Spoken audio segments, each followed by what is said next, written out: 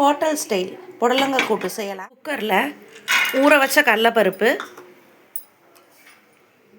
புடலங்காய், 4 பல் பூண்டு, தக்காளி 1, பெரிய வெங்காயம் 1, மஞ்சள் தூள் 1 ஸ்பூன், தேவையான அளவு தண்ணி ஊற்றிக்கலாம். சீரகம் 1/2 ஸ்பூன். குக்கரில் 4-5 விசில் விட்டுறலாம். கூட்டுக்கு ஒரு மசாலா அரைச்சிக்கலாம். தேங்காய், 4 பச்சை மிளகாய், ஜீரகம். அடுப்பில் ஒரு கடாய் வச்சு எண்ணெய் ஊற்றிக்கலாம். கடுகு, வரமிளகாய், அரைச்ச தேங்காய் விழுது,